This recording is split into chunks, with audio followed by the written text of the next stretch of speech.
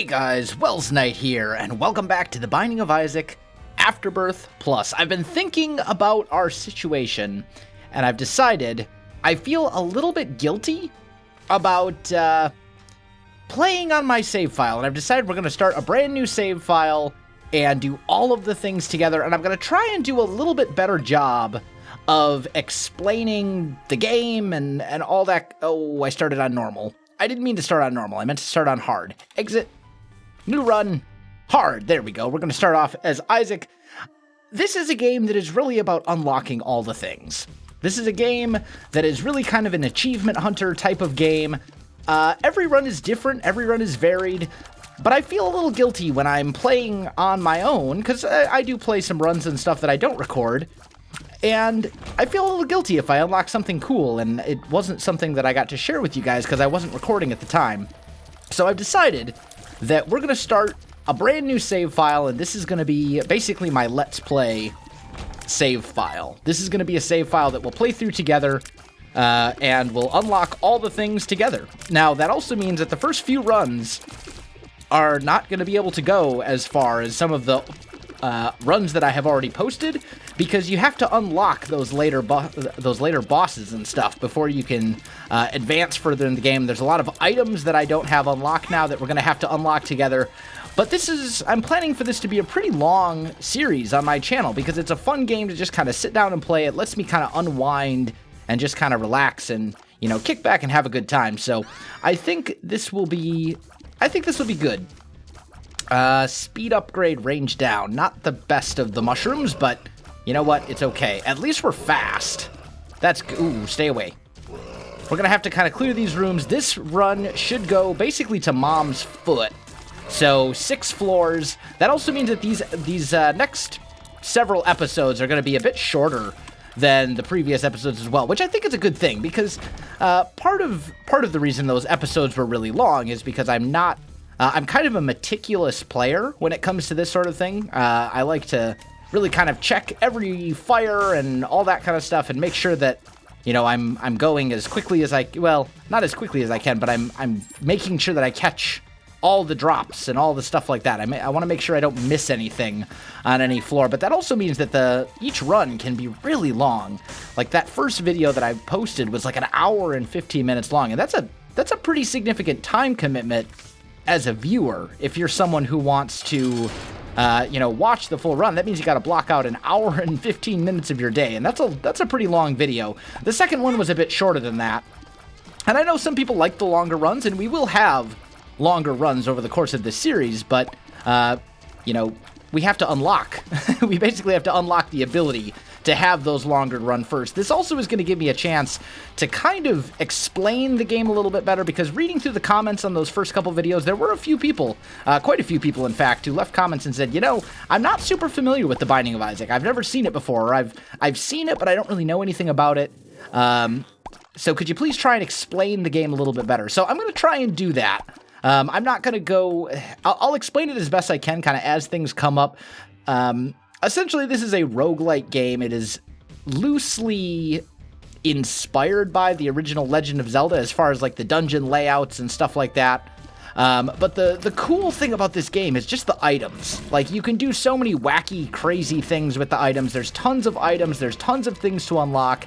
And what I love about the game is that every run is different. No 2 runs are exactly the same, just because there's so much variety, so many different things to find and potential things that could happen over a course of a run. There's just so much replayability, So the way that this is going to work is we're basically going to have one run will be one episode, and I'm not gonna screen the episodes that I post. I'm not gonna only post wins or anything like that. I'll post the wins, I'll post the losses, I'll post the good times, I'll post the bad times.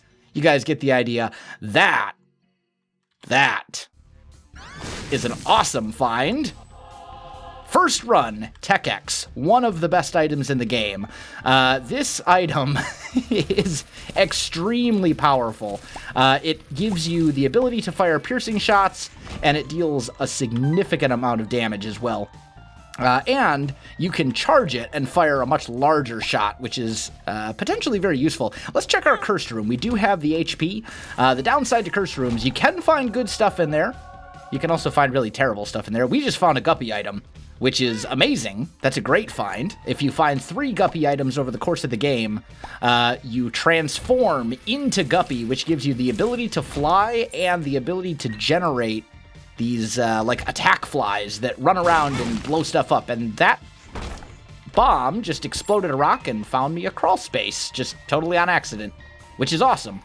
That is Scorpio. It gives us poison damage. I think it synergizes with Tech X, but I'm not 100% sure. We'll find out when we fire our Tech X beams at an enemy, and we'll see if they get poisoned or not. I don't have enough money to make my shop worth using the key. Usually it takes about 15 cents to get something good out of the shop. So we're going to skip the shop for now until I have a bit more money. Yeah, so Scorpio definitely does synergize with Tech X. You can see these enemies getting poisoned, which is awesome. That's very good. Ooh, let's not get hit by that guy. There we go. And here, right here, I've got a tinted rock. This is basically something... It was marked with an X, and it's a little bit of a different color. It blows up, and when you blow that up, you have a chance of getting different types of hearts. So, explaining the hearts, there's basically several types of hearts in the game. The main 3 are red, black, and blue hearts. The blue hearts are called silver hearts. I just call the black hearts. And the red hearts are your standard run-of-the-mill health, right? Now, they each have pros and cons. Red hearts are the most common and are very easy to find, and you can replenish them by finding red hearts on the ground. You can also trade them away. Oh, if it's going to be that kind of a run, isn't it?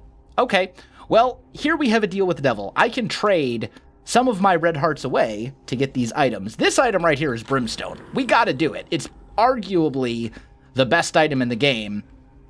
Oh, I didn't know it synergized with Tech X like that. That's actually pretty good. Brimstone is insanely powerful. 9 lives is our second guppy item, and that will essentially give us 9 lives. So if we die, we'll come back to life with 1 red heart. And, I mean, I'll try to be as explainy as I can. Mom's wig, I believe it just kind of randomly generates spiders. I'm not sure exactly off the top of my head the mechanics it uses to generate those spiders, but it does generate spiders for us, and spiders do damage when they run into enemies. So it's basically a way to get a little bit of extra damage, which is good. In here, we have a mob trap room. I can open these chests. If I open any of these chests, we're going to fight 3 waves of enemies. We have Brimstone and Tech X, so we're gonna go for it. I'm not concerned. Now, our damage is not nearly as good as I thought it would be with Tech X and Brimstone. It's good, but it's not like melt everything on touch good, like I was hoping it would be. There we go. I'm kind of thinking Brimstone by itself may be better than Tech X. This is an item called Bob's Brain. It's not a very good item. It creates a familiar that follows you around and launches itself at enemies, and it will blow up when it touches enemies. The downside is it has a tendency to kind of pop up randomly and blow you up in the process. Telepills. Okay. That was a accidental teleport, but what was our card? I think our card was the Magician, which isn't that good. It's decent with, it's okay with, like, Brimstone and, oh boy. How much money do I have? You know what? I think we're gonna just go. I could search the whole floor and try to find my boss, but if we can make it to boss rush, I'm actually feeling pretty good about it, considering Tech X Brimstone. So I'm not gonna worry too much about the finding the shop. We did find our item room, so... And this is Magic Mushroom. Amazing item. Gives us a nice damage bonus, gives us a health upgrade, basically an all stats up. Very useful. You can see the stats on the left-hand side of the screen to kind of get an idea of how these things modify stuff. Let's check our arcade. Nothing in there I really want to mess around with right now. Yeah, there we go. That's a little bit better. Brimstone damage is tied very heavily to your damage stat. So Brimstone, I don't know the exact mechanics of how it deals damage, but basically it deals several hits of damage per game tick, and the higher your damage stat, the more it's going to deal. So you can see right there, we were able to clear that room very quickly. Also just unlocked a new character. We unlocked Lazarus. I believe you get Lazarus for... I'm not sure what you unlock Lazarus for. You unlock Lazarus for something. Not entirely sure off the top of my head what. Maybe having 3 spirit hearts at a time or something? Killing a certain number of enemies? I'm not sure, but we've unlocked Lazarus, another playable character. Down here. Oh boy, let's not get hit by those guys. Okay. Here we have keys. There's also a character you unlock. I think you unlock Judas for having over a certain number of pennies at a certain time. I think it's like if you have over 50 cents or 80 cents or something like that at once, you'll unlock Lazarus. I'm probably not going to be able to do that on this run, but we'll get there eventually. So here we have an item. This is Spider Bite. It's pretty good, but I think we can do better. And right here we have a reroll machine. I can either put money in it, or I can blow it up with a bomb, and it will reroll this item and give us a chance at something else. I don't want Ghost Baby. It's okay, but it's not great. That we will take. No! I always mess that up. That's Adrenaline. I thought it was a different item called Synth Oil, which is a damage upgrade. And damage upgrades, when we have Brimstone like we do, are some of the best items you can get, because it just scales, like, out of control very, very quickly. I'd like to find one more penny, if we can. There's also a donation machine here, which I haven't donated anything to. I think we should do that.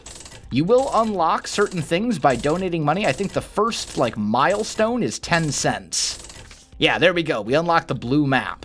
And over time, as we donate more and more money to the machine, we'll upgrade the shop, so there'll be more items in the shop. We'll unlock different items and other things, too. So eventually, you'll want to get your donation machine all the way up to 999 cents. That's obviously going to take us, you know, a little while. Let's not get hit. This is a tough room. Mostly because it's so small. He's not that tough of a boss, but when you're fighting in such confined spaces, it gets pretty rough. Okay, so here we have, once again, another deal with the devil. Little Brimstone is good, but I think it's not worth 2 hearts given our current setup. Little Brimstone is a very powerful item, but given that we already have very good damage, I'm not super concerned about Little Brimstone. Not with our current setup. If I was struggling for damage in this run, I would be all over Little Brimstone, but right now, Basically fires a... Oh boy. There we go. Basically fires a slightly reduced strength Brimstone beam whenever you allow it time to charge and then fire. Let's try down here. Oh, there we go. This guy. Oh, they went over to that side. That's awesome, actually, because they tend to not like to cross the spikes, which means I can just sit over here since I essentially have, like, unlimited range. Man, our damage. If we had actual Brimstone, we would be doing significantly more damage than we're doing right now. Like, if we had it without Tech X, I guess is what I mean to say. There we go. In here... Yeah, we'll take Unicorn Horn. This is going to give us... this is an active item, so we can use it when it's fully charged, and it charges up a little bit with every room you clear. This particular item takes 6 rooms to charge.